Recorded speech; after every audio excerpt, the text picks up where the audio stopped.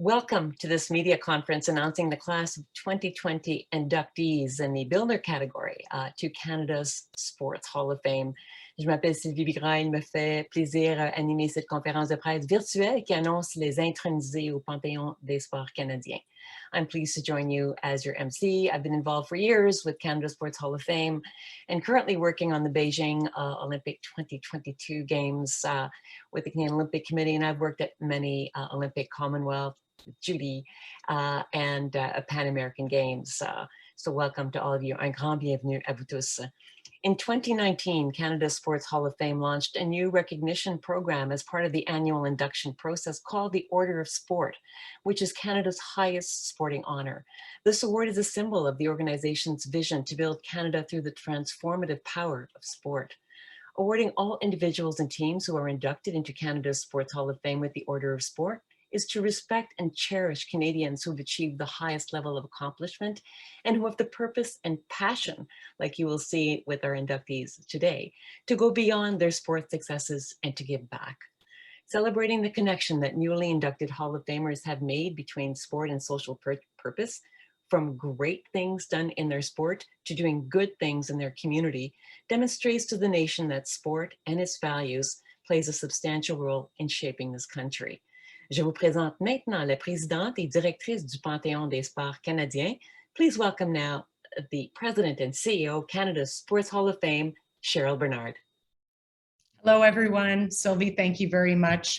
Thank you not only for moderating today, but for your many years of time as a Board of Governor for Canada Sports Hall of Fame.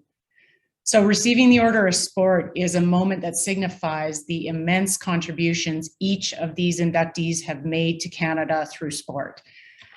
The unprecedented times as of late have meant that these incredible inductees have had to wait an exceptionally long time, nearly a year and a half from when they were announced to the public until their official induction into Canada Sports Hall of Fame. We could not be more excited that their time has finally come. They will all officially be awarded the Order of Sport and inducted into Canada Sports Hall of Fame in less than 2 weeks.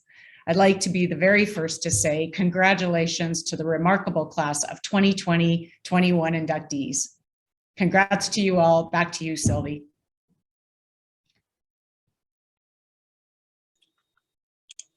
Thank you, Cheryl. I almost didn't unmute myself there. I'm hoping to go through a number of Zoom events without forgetting to unmute. Anyway, thank you, Cheryl. And on behalf of a former of the Board of Governors and as a former member, really, of the board, I just want to say thank you to you for your incredible leadership.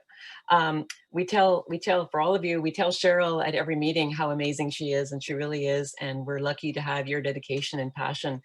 I know about some of the things that the board is planning and that you are leading with Canada Sports Hall of Fame. So everybody stay tuned for some exciting new initiatives, and we'll continue to honor sporting achievements in Canada through Cheryl and the board's leadership. The 65th Order of Sport Awards, presented by Everest, will be hosted by Sportsnet's Ron McLean and Tara Sloan, and will be streamed live on Sunday, October 3rd at 5:30 p.m. Mountain Time or 7:30 p.m. Eastern Time. This new virtual format will bring this year's celebration into households across the country and will include a special performance by Canadian musical legend Jim Cuddy.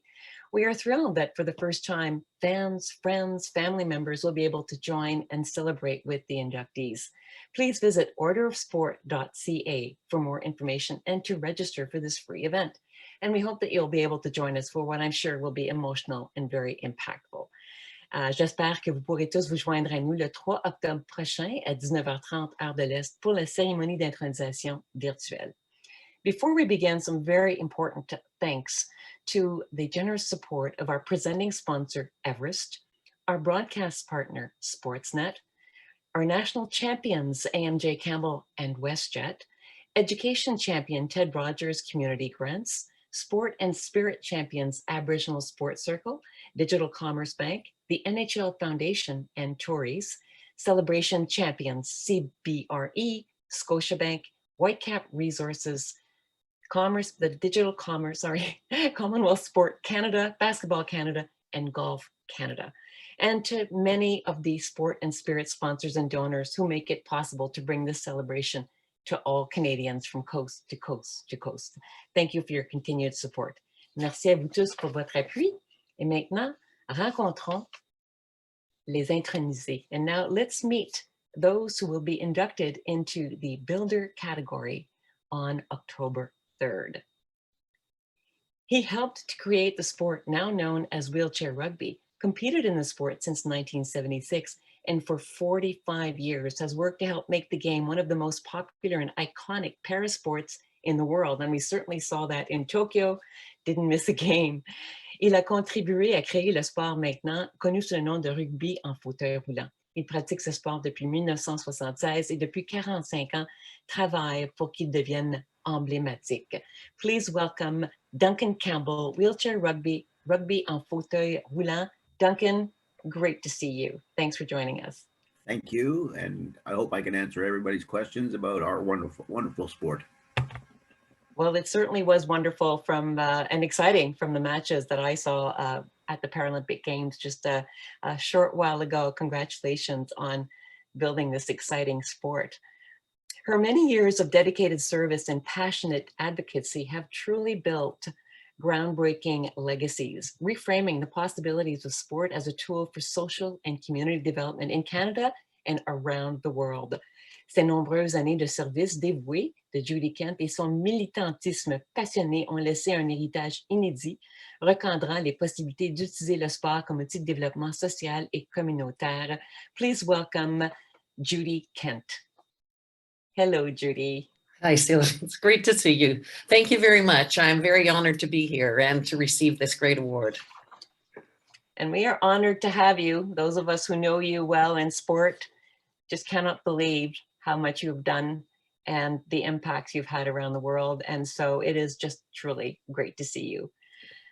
Considéré comme le père de la crosse moderne au Canada, Ross Paulist s'est vu remettre le prix régional Tong Longboat à 2 reprises.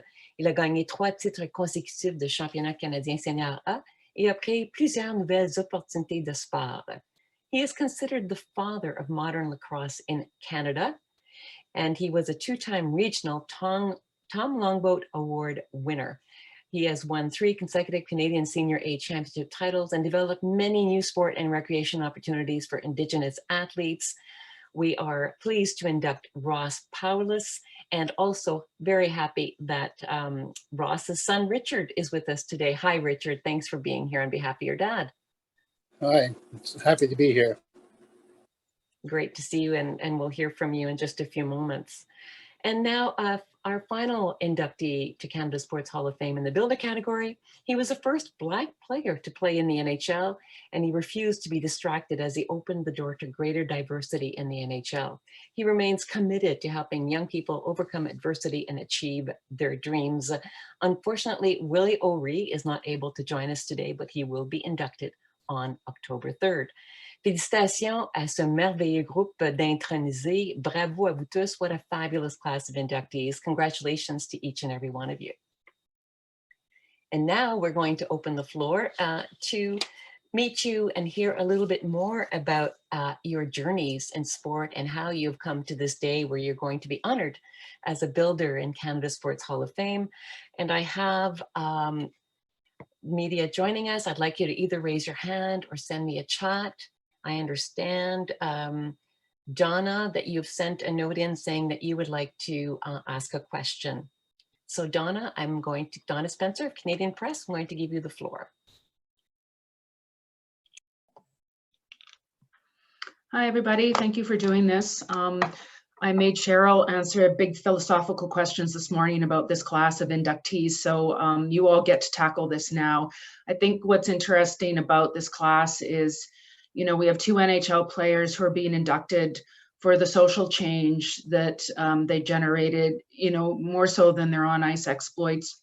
We have the first Special Olympian inducted, a strong Paralympic component this year, as well as an Indigenous lacrosse leader. And so I'm wondering if this class of inductees indicates any sort of shift in what Canadians value in sport, you know, beyond the medals and the titles. Do Canadians want more or admire more in in sport if it accomplishes more than that. And so Sheldon, I'm going to pick on you first and make you tackle that one if you could. And then anyone else who wants to tackle it would be great. Thanks. Sheldon, I'm going to interrupt you. I just realized that when I printed my script in font 12, not a good idea. I should be doing font 16. So remember that question, because I'm going to introduce you. I forgot to introduce you. So Donna, we'll be going to you in just a second. Sheldon, il est ancien joueur de la Ligue nationale de hockey et a profondément changé la culture du sport dans tout le Canada, faisant en sorte que la protection des enfants demeure une priorité partagée. He is a former NHL player, as we all know, and he profoundly changed the culture of sport across Canada, ensuring child safety remains a shared priority for future generations of parents, coaches, and administrators. And Sheldon, as we all know, you are also part of the announcement that Minister Guilbeault did a few months ago on safe sport in Canada, and you are truly a leader in this field. So apologies for skipping you. Welcome today, and I'm going to let you answer Donna's question now. Thanks, Sheldon. Yeah, you bet. And thanks, Sylvie, and thanks, Cheryl, and to the team. And first and foremost, I really just want to acknowledge all of the inductees that are with us today. They all play such a critical role in, I think, the question that Donna asked us, and that is, building sport in a way that's benefiting community more so than just sport. And I think, when I look at this group, or if I look at the individuals that are part of this category, both the builder category and the athlete category, I think that there was a time when we would have never seen individuals such as this, or the work that they've advocated for or pushed for so long, be a part of Canada's Sports Hall of Fame, because it just didn't fit. And I think that we are seeing a shift, and we are seeing a change, and a big change. And I think that when I look at, even myself as an individual being asked to, if I accept the induction into Sports Hall of Fame, to me, I think, it really represents hope. Hope for many people, and because there was a time when Sheldon Kennedy would be the last guy that would have ever thought of being a part of any form of Hall of Fame. But I think that we are seeing a shift and an acknowledgement into the importance of sport for the health and the well-being, not only as the individuals, but in our communities. And I feel that through this pandemic, it's even highlighted itself even more of the importance of activity and engagement for our youth and us to move forward. But yes, I feel this is an important class, and I feel that this class represents change, and I feel that us as a country are looking for that. Sheldon, I'll continue on with you. We have a question from Paul Friesen of the Winnipeg Sun. So speaking specifically of the sport of hockey, how concerned should we be about the culture in the sport of hockey? Well, I think we were actually talking about this yesterday.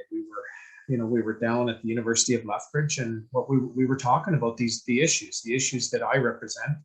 The issues of abuse, bullying, harassment, discrimination, all forms of discrimination, neglect, mental health issues. And, we were talking at a university level and faculty level, and I think that it'd be no different than the sport of hockey. I mean, really what we were talking about was a system change and a systemic nature of the way we think and go about things. And I feel that, that change is happening. I think that, yes, there's been lots of strides and great accomplishments and changes that have been made, but I don't feel that there's an end game when it comes to the issues that that we advocate for. I think that this is going to be something that is going to have to constantly be part of how we move forward within the game of hockey, within society as a whole.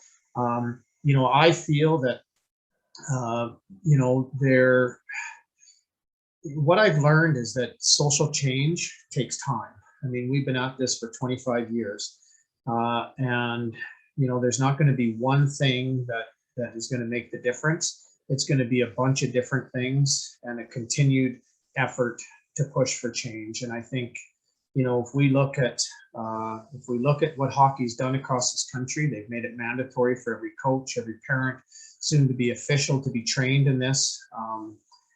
On these issues to make good people better, and that's what we're trying to do, is make good people better. So yes, is there work to be done? Absolutely. Will there always be work to be done? Absolutely. Have we made strides? Yes, we have.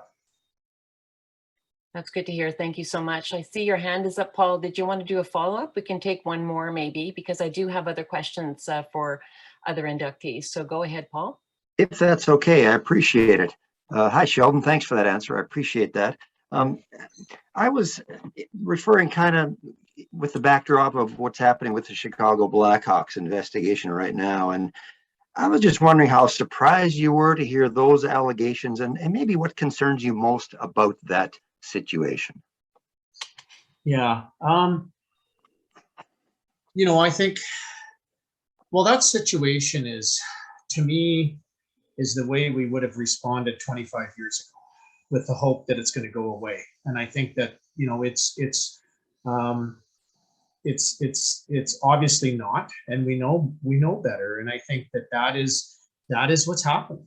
That is a response. And if you look at, and we've spent a ton of time in the area of learning around systemic, and that is a systemic response.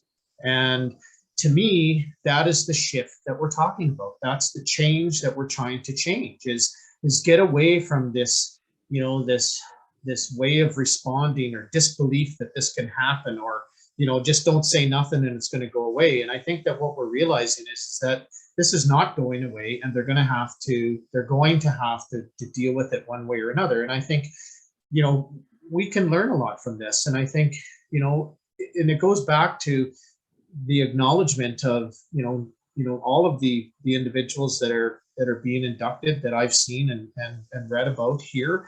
They've all made significant change in this space, and it takes time. And when I look at the NHL really hasn't had to face something like this before at this level, and I think it's something that they need to be able to learn from. Appreciate that. Thanks. And thank you to you, Paul, for joining us. Duncan, I have a question for you, but you've just texted me that you'd like to say something. So I'll give you the floor, Mr. Father of Wheelchair Rugby. Yeah, I just want to go back to the question about the societal impacts and the changes. And I want to give us Canadians a little bit of credit in that the changes are being visibly seen now. Changes are in the media now. All that kind of stuff is happening now. But our game, I don't even think would exist if we didn't have in Canada a really inclusive attitude. We started our game in 1976. And back then, people with disabilities were in the closet. They were not out. They weren't doing anything. There were no curb cuts. There were no handy darts. There was nothing. But our Canadian Wheelchair Sport Association supported this game, supported sports overall, and the Canadian public supported it as well. Now we're starting to see it occasionally on television, and I'm sure we'll see more. So the change will continue, but there are still places where it still doesn't exist because of societal attitudes. So I think we're changing, and we still have to change, but I think we're starting from a good spot. And certainly we heard that same message, Duncan, from Sonia Gaudette, who was earlier announced as an inductee in the athlete category of this year's Sports Hall of Fame. So very much on message with you. I did receive a question asking you about Canada being an early leader in the sport of wheelchair rugby. And what are your thoughts on the fact that so many other countries have embraced this sport? And we certainly saw that in Tokyo. Well, it's fantastic. Obviously, you only saw 8 teams in Tokyo because only 8 teams can make it. And they were extremely competitive. all 8 had a shot at the title, but 10 years ago, probably only 3 of them would have had a shot at the title, and there were probably only 25 countries competing for those 8 spots. Now there's 40 countries, and it just continues to grow. It's a magnificent sport, and people love it. That's great. Well, thank you so much for that, Duncan. We do have a number of other questions that have been sent to us, but I'm going to go with who is on with us live. So Donna Spencer, Canadian Press, over to you. Judy, I think you put your hand up, and I'm hoping that you were going to tackle the question I had about what we value or what's changed in what we value in sport. Yes, I was actually. Thank you. I wanted to, even following what Duncan said, I think Canada, or as a nation, deserves a big shout out for where sport is in terms of being used as a tool for social change. And I go back, I'm probably the oldest person here, but when we started, I originally visited 10 countries before we decided to do what we called sport aid, sport development through sport.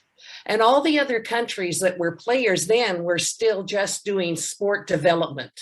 The sport as the gold medal being the end, all right? Instead of using sport as a means to affect change, to gather people together, to change social issues, there's so much that people didn't even see sport as that. And I remember coming back from that journey, the CETA had been given, politically, had been given money to use sport as a tool to strengthen the Commonwealth. Well, if it wasn't water or sewage or shelter or food, it wasn't international development. And in those early years, it was trying to get people to understand the role sport could play, that sport could be a tool to teach all of the positive things we know in high performance sport, discipline, team building, whatever. But it can also do so much more in terms of changing culture, as Sheldon was saying. Anyway, it's been a huge journey, and I think Canada needs to we were really one of the 3 or 4 leaders of all of the nations in the world who were looking at sport as a tool for social change. Thanks, Judy. Thank you, Judy. I'm sure you'll remember the World Conference on Women in Sport. Was it 2003? I'm trying to remember the year in Montreal. 4. Oh, in Montreal was 2006. And 6, okay. So what was real, one of the moments I remember from that conference, the World Women in Sport Conference, was and I'm sure you'll remember this, was a 17 or 18-year-old young girl from Nairobi, Kenya, who had participated in a Canadian Commonwealth Sport Canada program where they put girls in soccer leagues in the slums of Nairobi. And she stood there, this beautiful young woman, powerful and tall, and they said, "What impact has this had on you, this soccer program?" And I still remember this one line. She says, "I'm one of the only girls in my village who looks boys in the eye." I look boys in the eyes, and it just such a powerful one-line statement that she had made. So obviously, you were so involved in that whole development program. But I will say, Judy. Can I add one other statement she made? Yes. Because she also said, and because of sport, I'm not in the sex trade, which blew my mind. So yeah, very well, even more powerful, right? Absolutely. So I have received a question for you. With all the successes and initiatives you've been involved in around the world and in Canada, Judy, which one initiative or project stands out in your mind as being incredible, powerful, moving, impactful, whatever? Well, this is probably going to be easy because I forget the first half of my life at this point. So I think the most, and I did a whole range of things, but I think the most was really the last thing I did in my career. And it was a real summary. I was contracted by Generations for Peace by Prince Faisal Al Hussein to help them establish a peace building organization for war-torn countries, using youth leaders, and sport initially was the first vehicle we used in order to train them and teach them to gather people together so that we could start seeing similarities instead of the years and decades of differences and enemies. And through that, I worked with them for 8 years. They're still a they're a leading organization in peace building.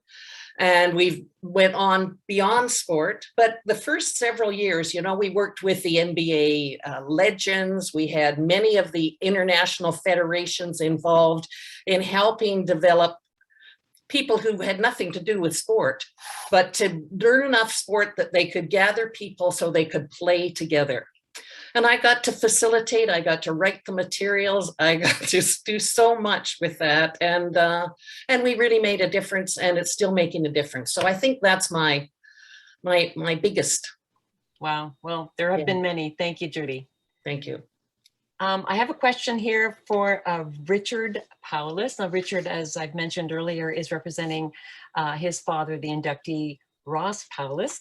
And so, Richard, this comes actually from Windspeaker and Sam Lascaris. And I believe, Sam, you may be on the call, so you may do a follow-up if you like.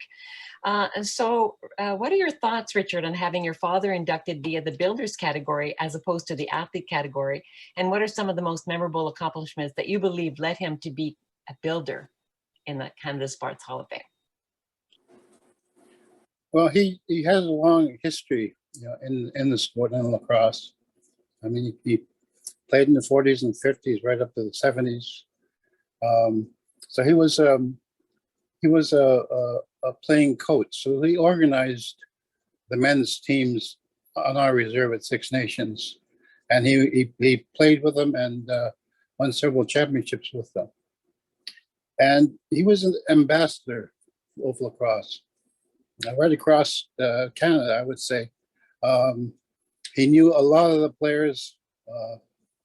You know, he was one of the few that came through as an Indigenous player, as a First Nations player, whose talent was recognized.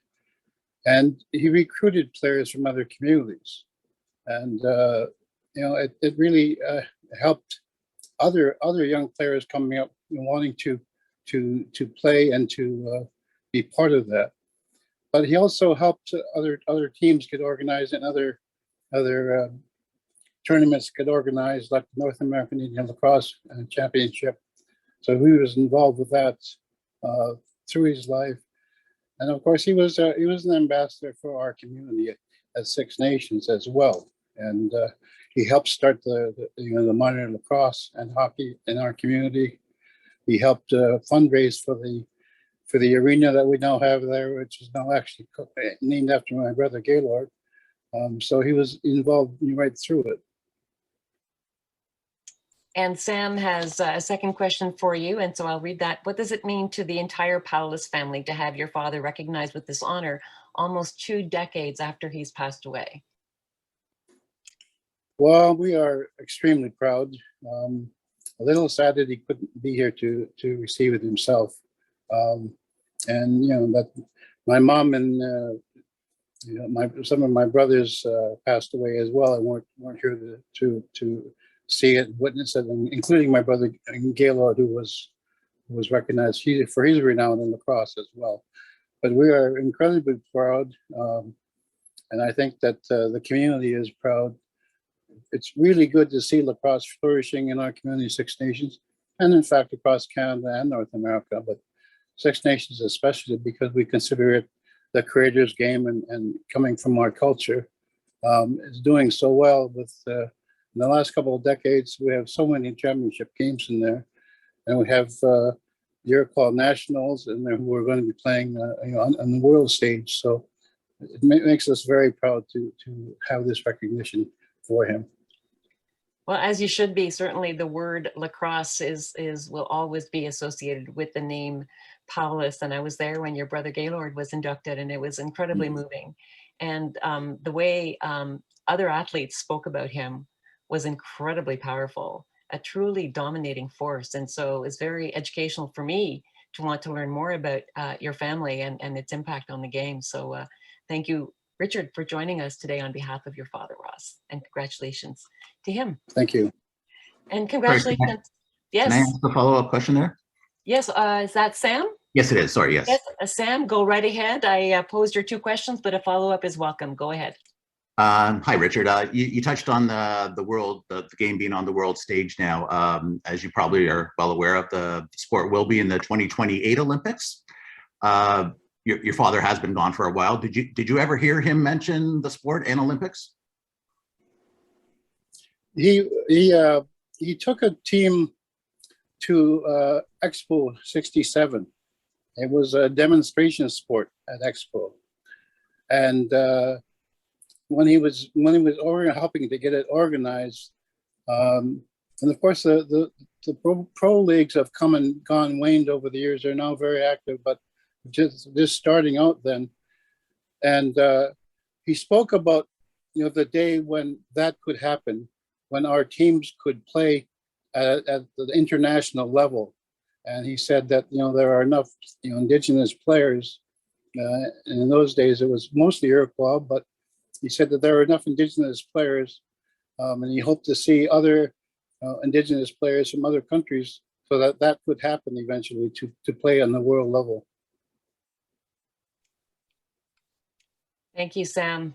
And Richard, I have a little story for you. I was working with the Canadian Olympic team at the Tokyo Games this summer, and just before the women's soccer final, I actually come from a team sport background. They said, when is our last team sport gold medal at the Olympic Games? But you must know, Richard. Do you know? 1908 No. lacrosse, Canada. So Really? we had, between the women's soccer gold and the other gold medal we'd won, in between 113 years, and it was our Canadian men's lacrosse team that won gold in 1908. Donna, you should know that. I didn't know that. You didn't? Yeah, and I believe we won gold in 1904 too. So Canada was a dominant force then, and thanks to the Paulist family, continues to be a dominant force. It's nice to see it coming back, I'll tell you that. Yeah, it certainly is. Anyway, well, thank you very much for that, Richard. And I want to thank all the members of the media who took the time to join us for this. I congratulate once again our inductees and thank them for joining us, and hope that as many of you will be able to join us on Sunday, October 3rd, 2021 at 7:30 p.m. Eastern Time for the 65th Virtual Order of Sport Awards presented by Everest, in order to celebrate the amazing inductees whom you have just met today. To register or for more information, go to orderofsport.ca. I'll say it again, orderofsport.ca. Merci à vous tous pour votre présence aujourd'hui. Bonne fin de journée. Enjoy the rest of your day, everyone, and thank you once again for joining us on behalf of Canada's Sports Hall of Fame.